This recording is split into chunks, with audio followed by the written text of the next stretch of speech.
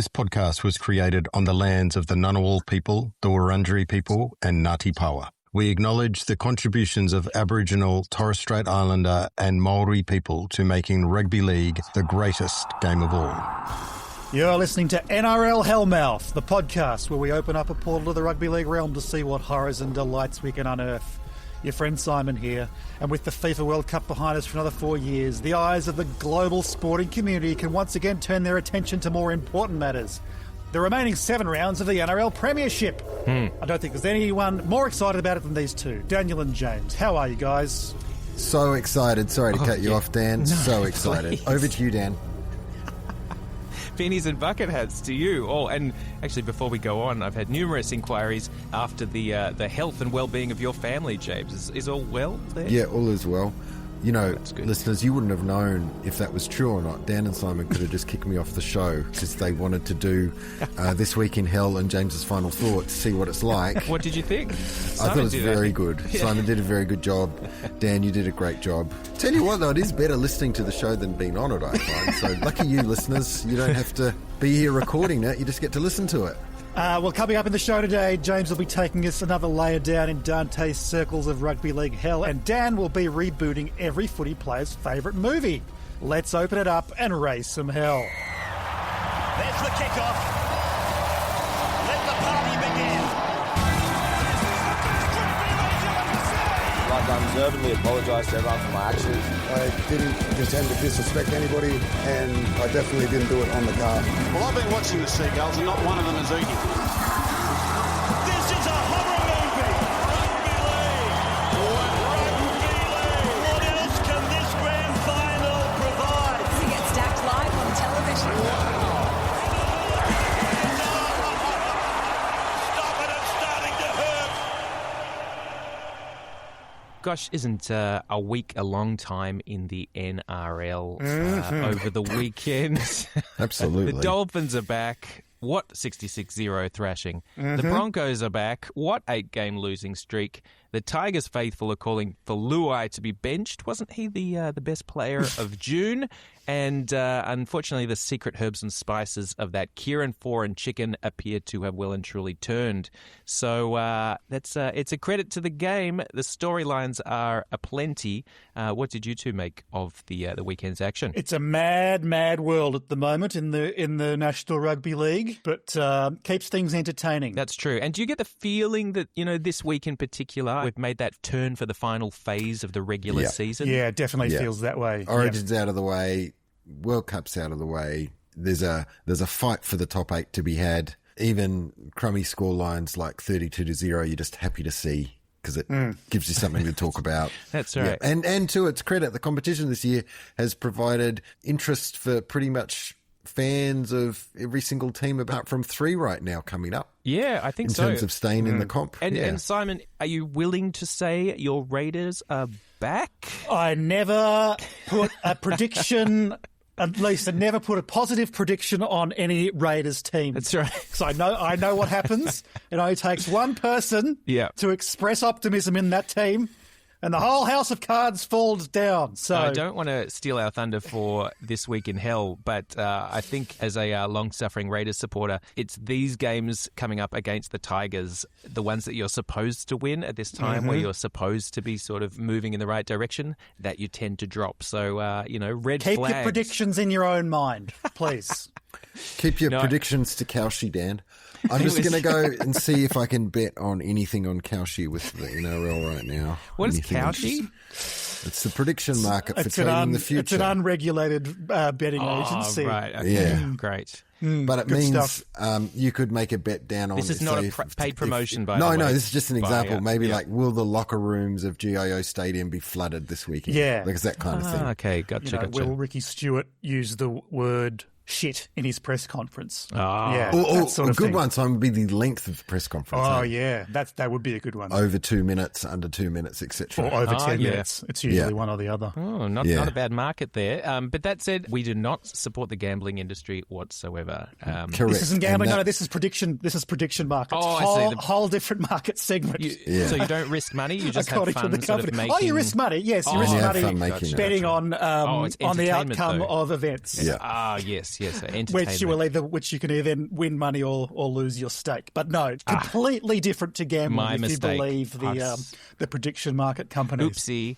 But Simon, something else that was very exciting about the Raiders' win was there was a great dacking in there. About 10 minutes out from the halftime. A wonderful doubleheader at Bruce Stadium on Saturday. Beautiful winter's day, about 15 degrees, clear blue skies. The sun was out, and then a full moon also came out around about the 28th minute. Oh my in stars!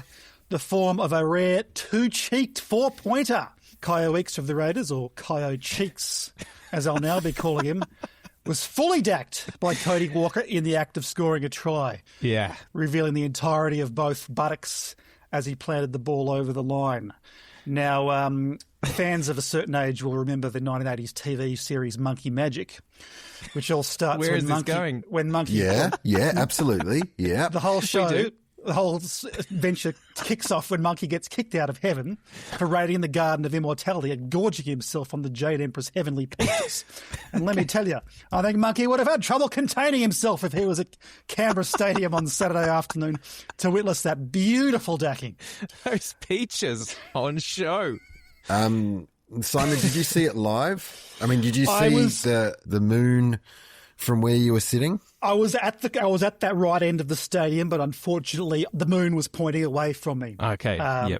He was kind of dacked with the cheeks towards the touchline, and I was behind the sticks. So I didn't see it live, but they did show the replay on the big screen. So everybody got a good look. That's what's so exciting and such a wondrous alignment of the planets, is that having such a great dacking in the act of scoring a try, of course, as you mentioned, Simon, it leads to the dacking being replayed over and over again. And I really enjoyed, you could actually see on the replay Kyo Weeks and his teammates enjoying seeing him being dacked over and over again. I think that even though it was wonderful to see the players really enjoying it and the fans, I think, enjoying it, unfortunately, on rewatching, shame on the Fox Sports commentary team, they made absolutely no mention of the dacking. So I think they need to do better as an elite sports commentary team. Simon, what was it like in the crowd when it happened? Was much chatter around you? People going, I wish I had DD 45 tickets, Bay 10. That would have been the perfect opportunity to see it.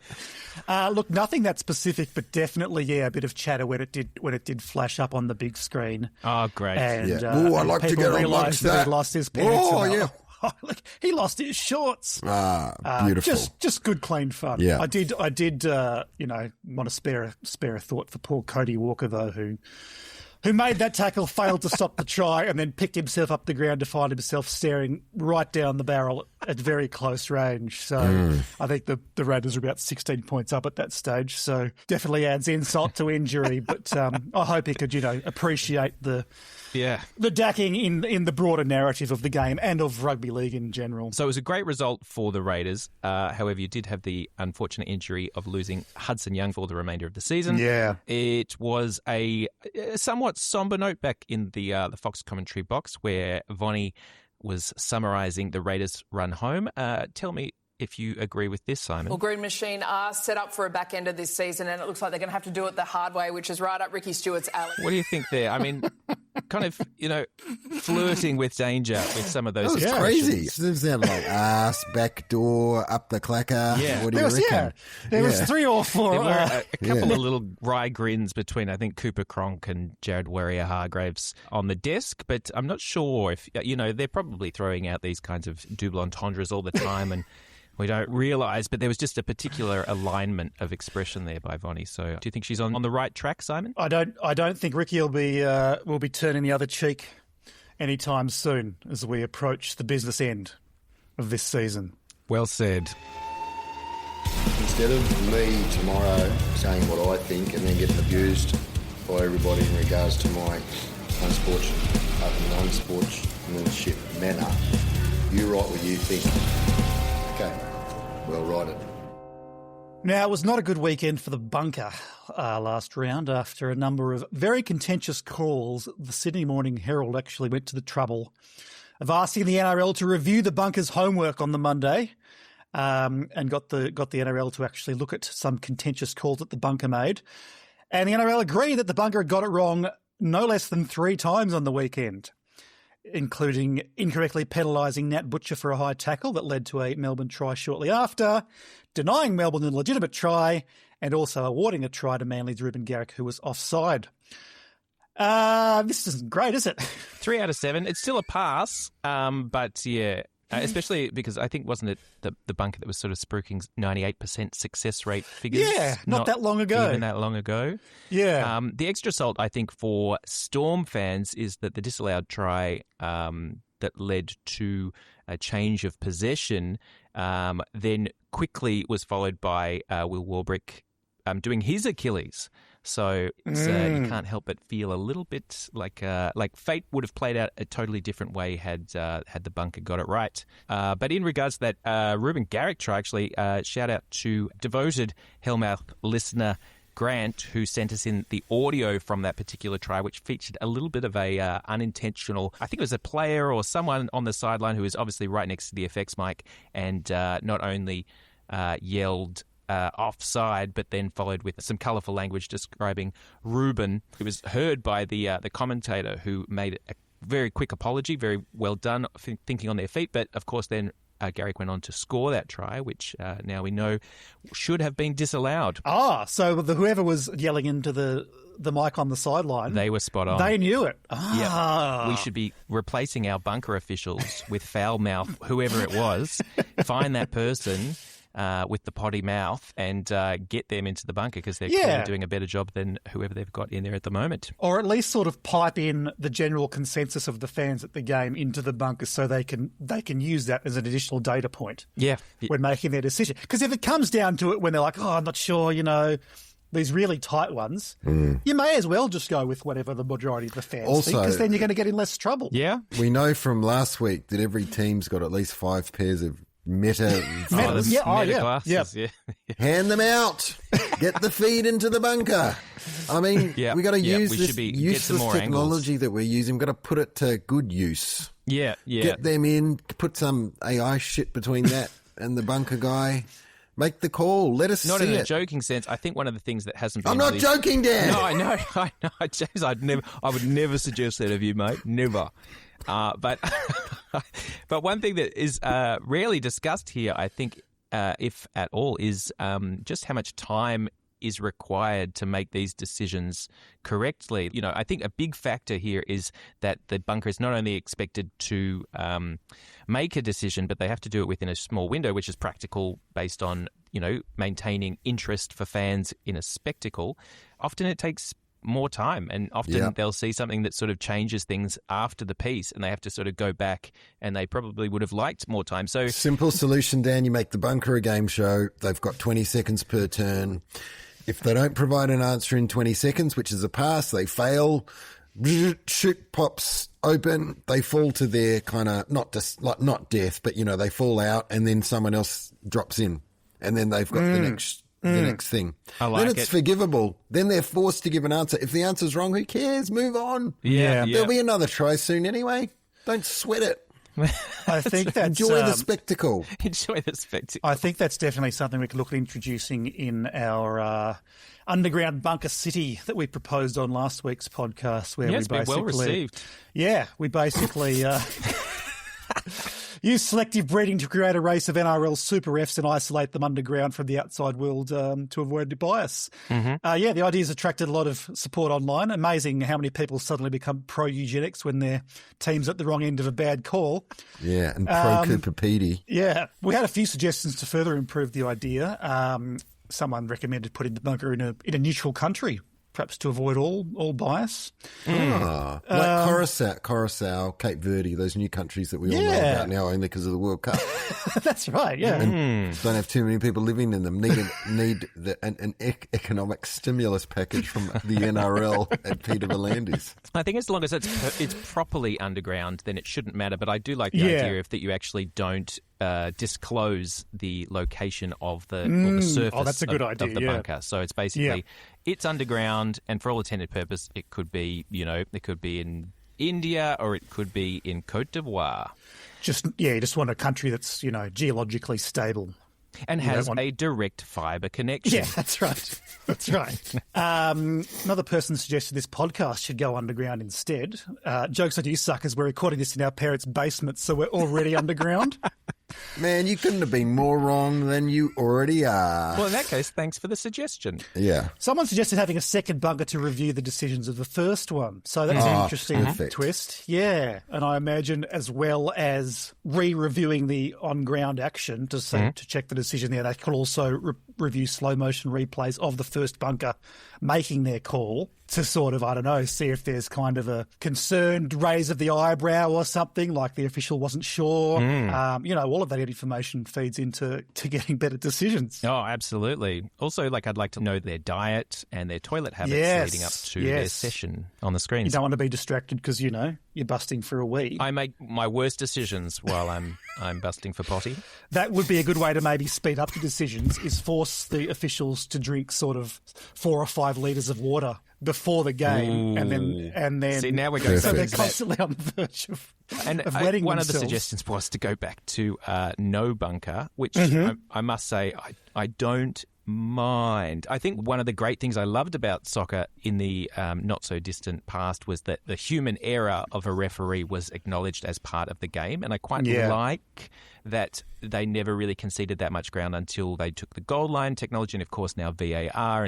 Or let's just go back to hating the refs and not some refs that you can't actually physically That's see. That's true. It's good to put a face on the ref that made the bad decision so you can hate them personally. You can't really hate refs as much anymore, can you? Yeah, they do sort of... Hey, mate, you got a problem? Take it up with the guys in Cooper Pedy. It's not on me. All right, let's play.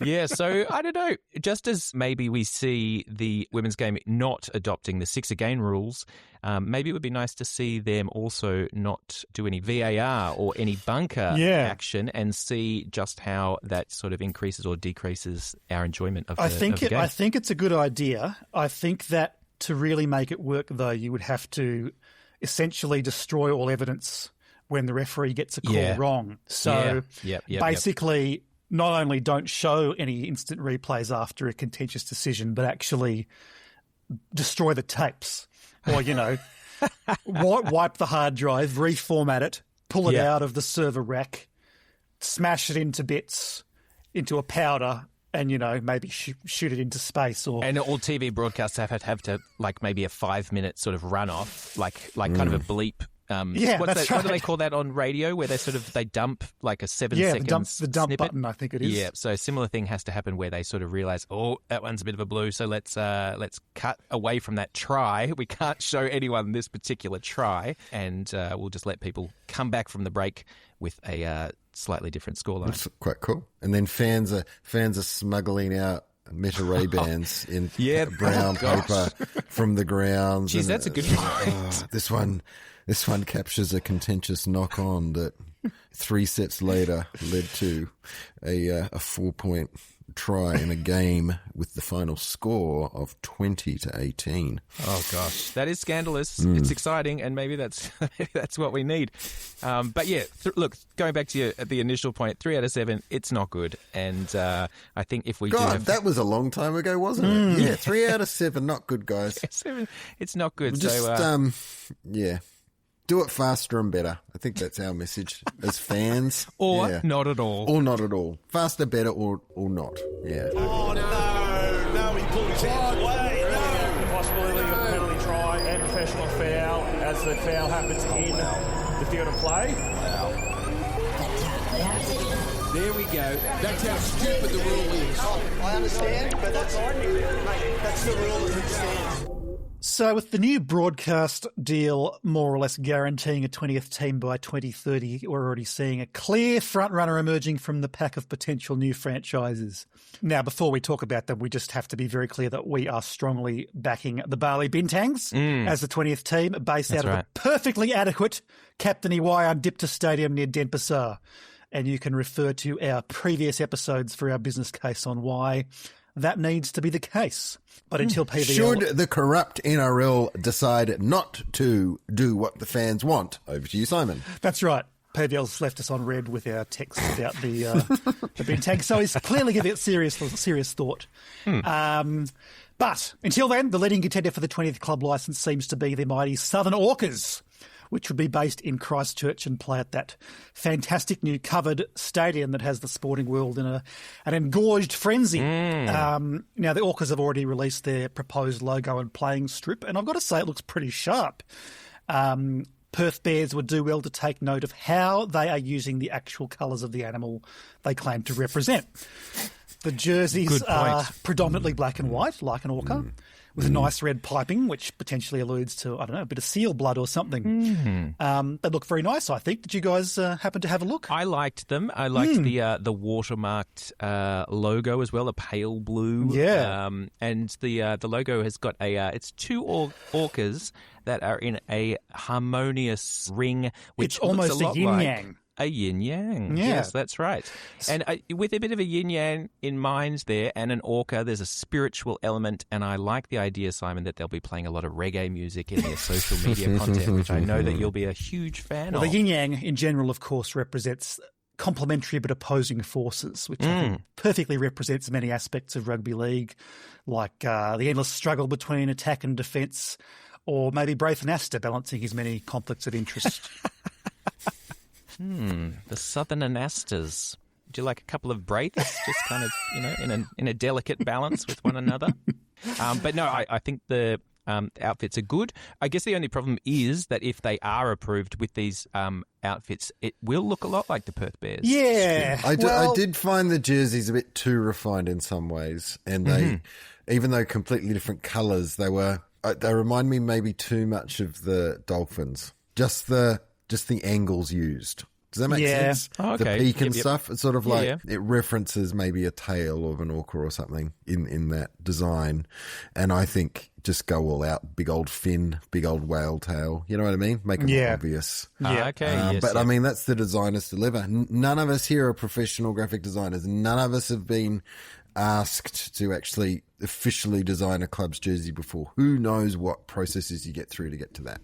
Not me. I'm not going to comment on it. Good on you for laying your cards on the table. Yeah, I just want to be honest about it. I think that, it is the same sort of colour scheme as the Bears. Less emphasis on the red, but I think once you get up to having 20 teams, there's only so many colour combinations to go around, so you are going to have sort of repeating ones. One thing that I would like to say about this is that I didn't realise that the 20th licence was just a bit of a race to who can put together the most solid case. Like, this is why I think we should be sort of doubling down our efforts to get the bintangs going. Oh, yeah. If we can get a wealthy backer, then the three of us basically just head off to Bali, where we set up a office for a number of years, all on the tab of our wealthy benefactor. I think it's a good idea, and I think we should probably be targeting maybe Indonesian palm oil companies as a wealthy benefactor. The sustainable ones, or ideally, yes. Or Simon, a palm oil company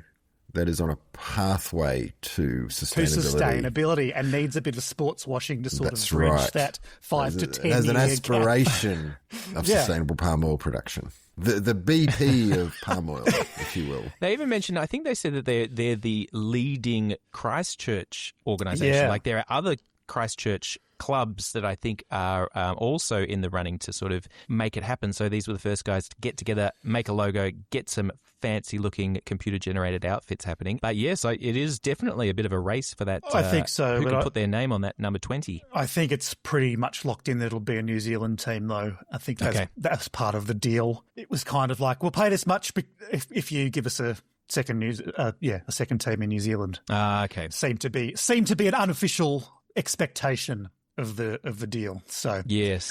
What did he call it? The ALM? No, FLA. What are they? FLA? FLA or something Some like that. sport out of Victoria. I don't know what it is. Guys, people are always telling me that the sky is falling, whether it's the climate or the economy or AI. But I know as long as the most popular film among Australian sportsmen is The Shawshank Redemption, we're going to be okay. And, there have been threats over the years, The Pursuit of Happiness, The Secret Life of Walter Mitty, Big Mama's House 3, Like Father, Like Son. But nature is always restored, and the tale of Andy Dufresne has always connected with our NRL boys and men alike, generation after generation. What do you think it is about that film, The Shawshank Redemption, that has always struck a chord with our Australian sporting men? Oh, do you believe I've never actually seen it? Get out. I never have. This is probably why I never made it as a professional sports person. Simon, this is a chilling declaration. Well, I have just Googled it, and it says that a core theme of the movie is a struggle between hope and despair, which I think probably encapsulates what it is to be a fan of the game of rugby league as well as presumably a player. And also being so close and yet always so far at every moment, which I think is analogous to the game itself, the struggle. And I think the other thing, Daniel, is mateship and friendship. And backing one another when the going gets tough and when you are unfairly treated by the officials on the field. Yeah, I think it has always had a special place in the hearts of Australian sports people. It's true. Whenever you see the clips of footballers declaring their favourite movie, 6 or 7 out of 10 is Shawshank Redemption.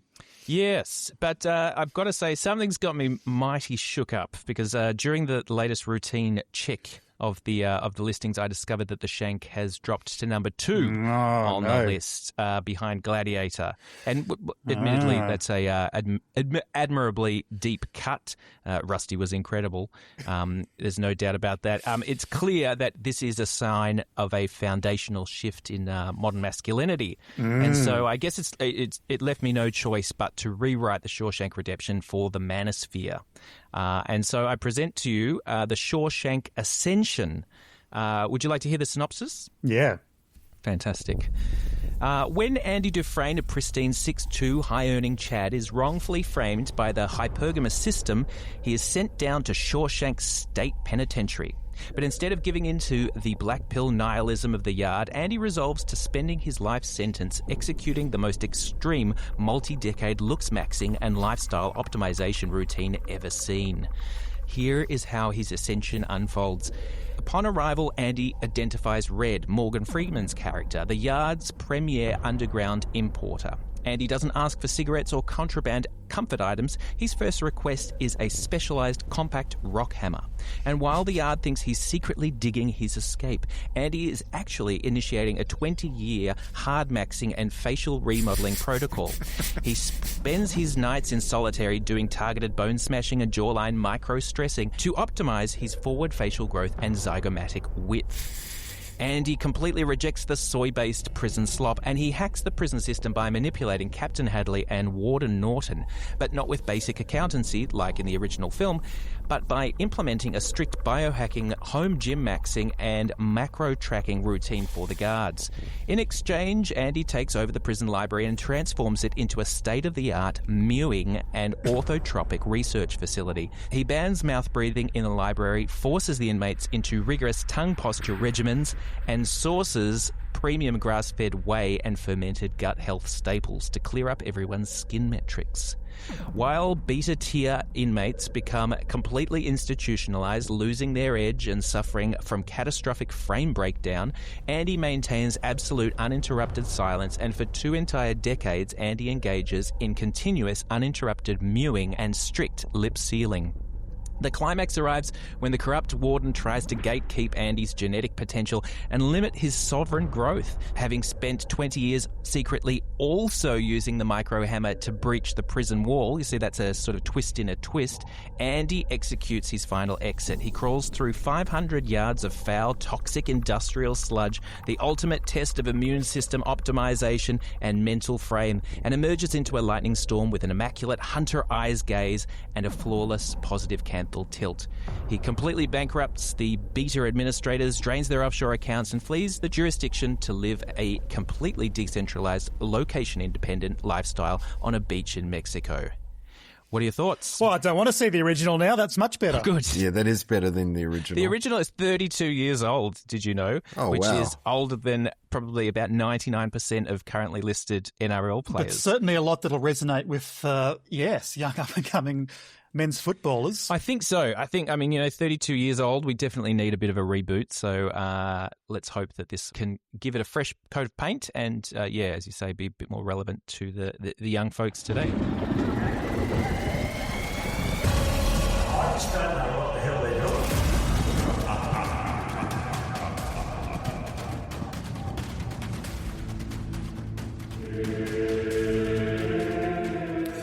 On him already had I fixed mine eyes, towering erect with lifted front and chest. He seemed Inferno greatly to despise. And toward him I among the tombs was pressed, and by guides nimble and courageous hand, while he chose... James is choking on the sulphur gas here. Chose well thy language gave behest. Beneath his tomb when he in my stand regarded me a moment of what, how smart art thou? As if in scorn, he made demand to show myself obedient anxious.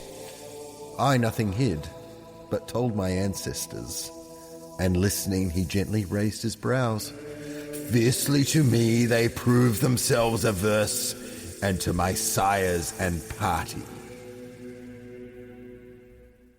What a strange way to end it, I think. That is, of course, an excerpt from Canto 10 of Dante's Inferno, where we continue on our descent to hell, the sixth level, I think. That of heresy. Potentially one of the least interesting levels or layers. But here sinners are condemned for conscious malice against Christian doctrine, most notably denying the immortality of the soul.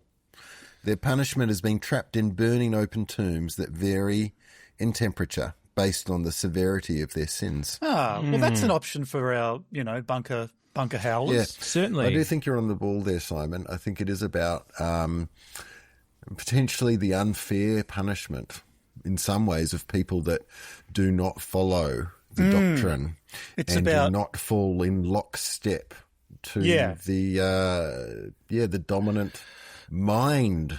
That's right. I think it's the people that speak out against the orthodox beliefs is heresy, right? So, we've probably committed heresy in a rugby league sense by, for example, saying that maybe Las Vegas isn't that great, or maybe the 50-10 scorelines of earlier this season weren't as entertaining as the church of rugby league would have us believe. I think another interesting way of adapting that to the league is the affairs of Jerome Luai at the moment, and sort of looking at the orthodoxy of the West's Tigers that he vowed to stand by. And, the Tigers are an unforgiving mob. And as soon as they sort of got a whiff that Jerome wasn't 110%, then, it was a crime punishable by delisting. Yeah.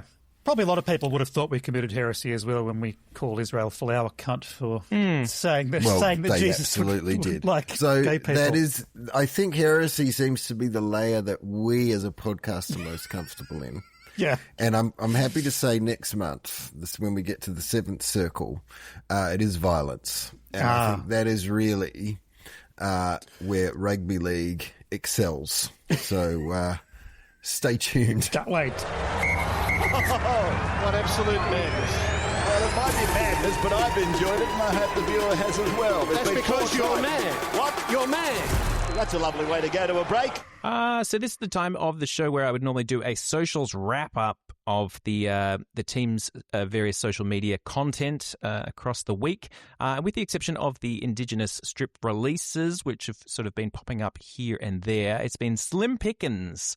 So I thought I might switch gears this week, and instead of analysing the team's social content, we could provide some ideas of our own. I have noticed that, it's become a bit of a grind at this point, this part of the season. So here we are to suggest a few things. First of all, I start with an exciting new concept called the Adult Diaper Challenge. Small bunch of players.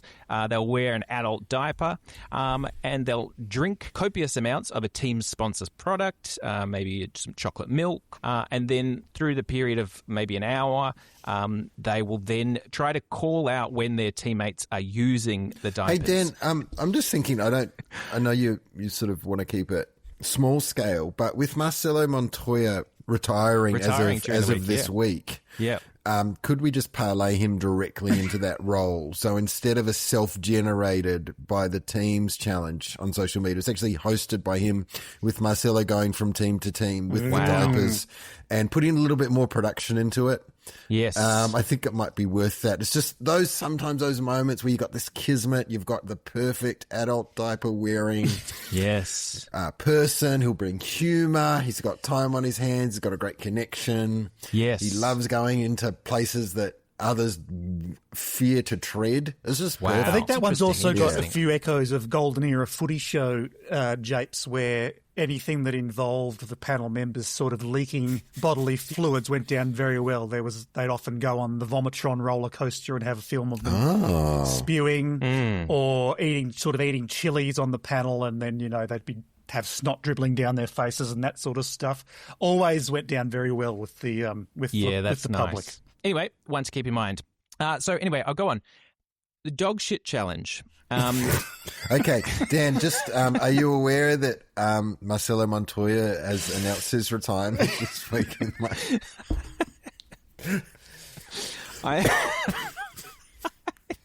I'm aware. Okay.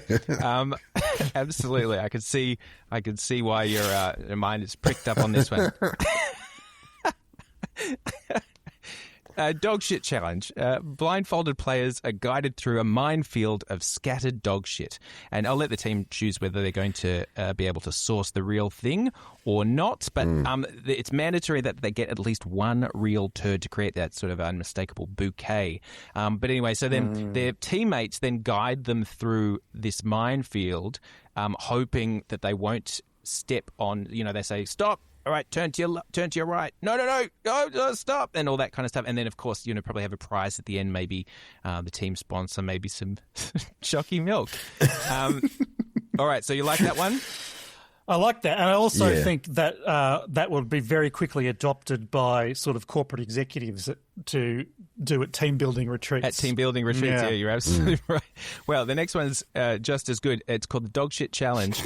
Players are now challenged to find one real turd in a minefield of predominantly fake ones. So you see, you can film it on the same day as the previous one. Very efficient. But then you tell them, most of them are fake. Great. And there's one real one. And so what they have to, and imagine the reaction shots as you send players around to try and sniff out which of the turds is the real one or not. Once they're confident that they've found a fake, they need to pick it up with their hands. Oh. Once they've done that, of course, the probability that the next contestant will pick up the real shit increases, increasing that jeopardy and the engagement from the fans. So you like that one? Love it. What I like about these ideas, Dan, is you've thought out the logistics of them. It's not just like a lot of podcasts were like, dog shit challenge. The players have to go pick up dog shits. Laugh. No. You've actually got the game mechanics. You've got the logistics.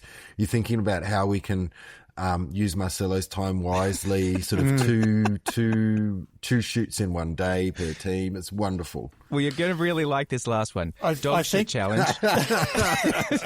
So teams. Social media teams will take that one real shit and put it into the locker rooms, and it'll be in one person's locker, and then they all return back from the training track, and then you have to find out whose locker has the shit. So, and where's the challenge on that? You just have to say challenge on these things, James. Right. There's no action. And then, right, I get it now. There's a challenge in sort of that discovery of whose got it. locker's got the shit. Would you? I mean, would you just kind of slide it in on the shelf, or would it be sort of hidden somewhere so perhaps they don't find it till they're, packing up their bag or putting their street shoes back on? Yeah, I like that. And maybe it is sealed, so yeah, maybe in a shoe or something, but in a bag. I don't know. We won't be grubby about it. It's supposed to be entertainment, but there's a bit of larrikin aspect in there. And finally, favourite bird challenge, where we just sit down with the players and ask them what their favourite birds are, because I think asking people about their favourite birds is sort of like a window to the soul and really allows you see a lot of people really opening up, and we probably would see a different side to these players if they tell us about a special memory they had with a pelican and their favourite uncle fishing. It'd be so good because it would be like, sit down with player, how are you? Good. Was the dog shit in your locker? Yep. Oh, lucky you. Now, what's your favourite bird, mate?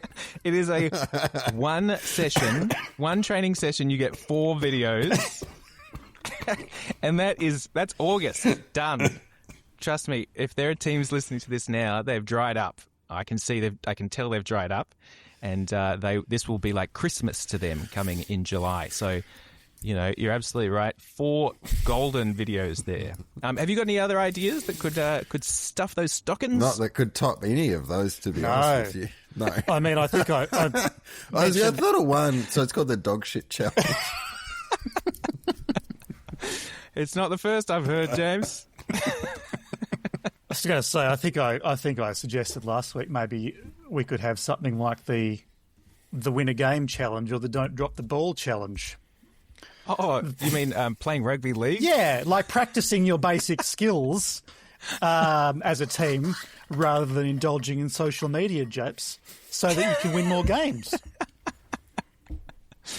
Oh, mate. That's the craziest thing I've heard all podcast. Are you starting to go, no. Let's settle it with, having to dye your hair a funny colour or someone having to wear a skirt to training or something like that. That's a fun way of settling when people screw up on the field. The kind of forfeit. Yeah, I mean, that's what allegedly happened to Marcelo Montoya and those other 2 that had the mysterious diarrhea incident at Sydney Airport as they...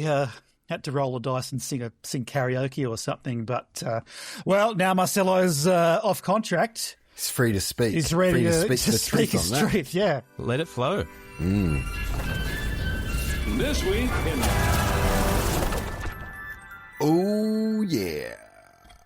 Basically, everybody's focus right now, as we spoke about earlier, is on the top 8, who's going to be in it and who's not. 2 teams that aren't are playing on Sunday, Dragons and Titans. 17th, 16th, it won't change their positions depending on the result because the Dragons are too far behind, but I guess 2 points is always useful. Dean Young has been appointed their coach now officially, so they might get a coach bounce. Do coach bounces reliably go up or down these days? I think they should go up, but he's already been the coach for a while. But they might. They didn't really have like a coach bounce when he was appointed interim coach. So this is it. Also, they're playing at home. And I hope they take the spirit of the bronze medal World Cup match for this one. Yeah. And just don't bother to, it's fine this time, guys. Just don't bother to defend. Just do some cool tries. Just do some cool tries. Yeah. I think it's a spoon bowl in as far as it's their last chance to get off the bottom. I think after this, Titans will go 4 games ahead if they get the edge. Right. Who are in some form. So, yes, last chance for the Dragons to not take the woodwork. Yeah. And, a must-win game for the Titans, actually, because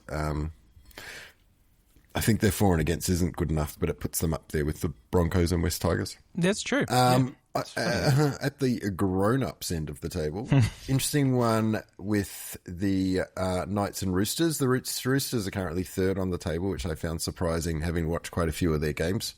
And the Knights are currently at 6, but there's a real dogfight in that mid-layer. Yeah. Lots of changes week to week, so that could be a good one. Storm Rabbitohs.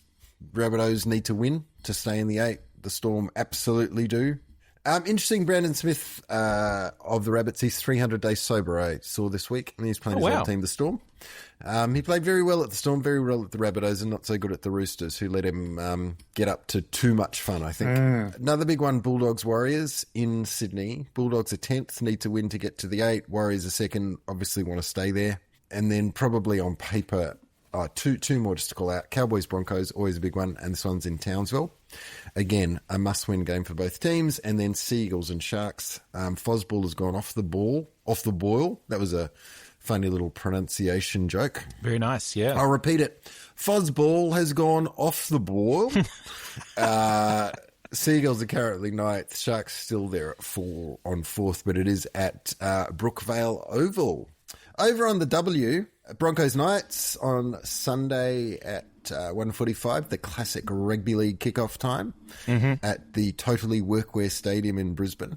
I don't know the traditional name of the Totally Workwear Stadium, but give Totally Workwear their dues. So that's first versus third.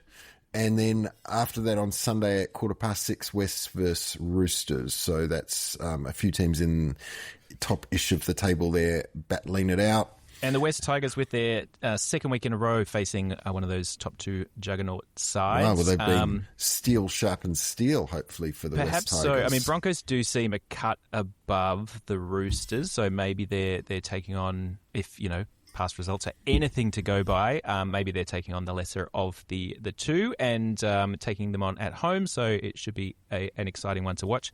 Speaking of taking on the top two juggernauts, a special note to the Raiders, who went the distance with the Roosters last week, only to come up short. But a valiant effort there. They definitely showed or proved that they deserve to be considered in the mix of the top four this season, which is a great improvement. The Sydney Morning Herald failed to ask the NRL about the two bunker howlers in that game last week. So, right. Yes. A little bit of heresy there from Simon Mitchell, who will be at the game this weekend, enjoying a brilliant doubleheader of the Raiders versus the Sharks and then the Raiders versus the West Tigers.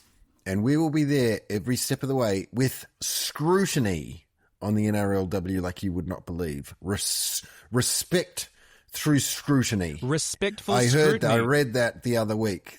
Oh, right. Respect It's not good scrutiny. just to get in every week and say, oh, it's all great, love the tries, love the close games. No. High-quality football is what we demand across all levels within the NRL. Just a way of justifying being a bit of a jerk? You say respectful scrutiny? It's like... Yeah, I invented it as a joke. Oh, so you are? Yeah, I That's just yours. invented it then because I read somewhere. Respectful scrutiny. I invented Hang on, it. you read it somewhere? Or? I read the concept of not just going, oh, everything's great in the NRLW all the time. And then, in my mind, as I was saying it, I invented the term respectful scrutiny. Got it. That's what media people do, Dan. They just come up with stuff. Oh, yeah. And Yeah, then respectful scrutiny. I like the concept. And in particular, when people have a crack, when they don't even come to a training session, they won't front up to press conferences. Show some balls. And where are they now? Those dicks don't know. All right, that's it. Time to close up the Hellmouth for another week. Thanks for joining us, and we look forward to running it straight towards you again next week. Until then, here's James's final thought.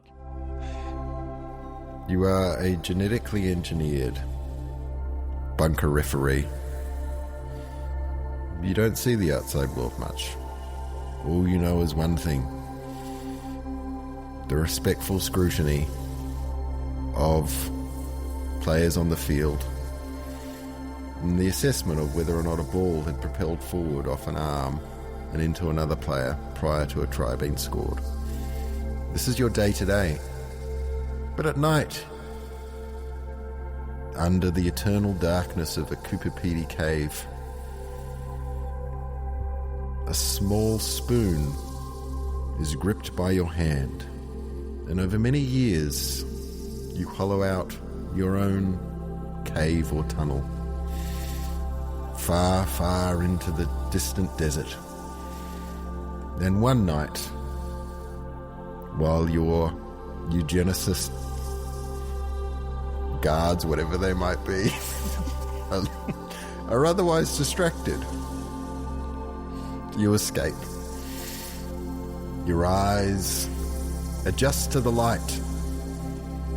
You spend time in amongst the overworld. You make your way to a rugby league ground and you experience the sensation of the game that you've been engineered to officiate on in real life.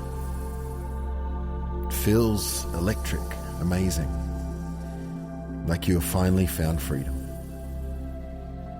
You quickly return to the bunker. You fill in the dirt with that same spoon instantly, and you return to your bed and wake up in the morning because you know that your own role within rugby league is destined only to be officiating from that spot, and that is where you truly belong. I don't know. I don't know what the thought is, though, you know. This is a funny tale. It's an interesting tale, don't you think? This deserves an episode to unpack. Yeah. I don't know where I was going. Maybe what it is that you know your role within rugby league. You know what it is. No matter if you're in the bunker for life, if you've escaped and returned or escaped and whatever. Bloody hell, rugby league, am I right, guys? Amen. Ave. Who's the father of eugenics, Simon? Great question. Sir Francis Galton. Ave Sir Francis Galton. Ave Khan of Star Trek. Another famous eugenicist. Have a great week.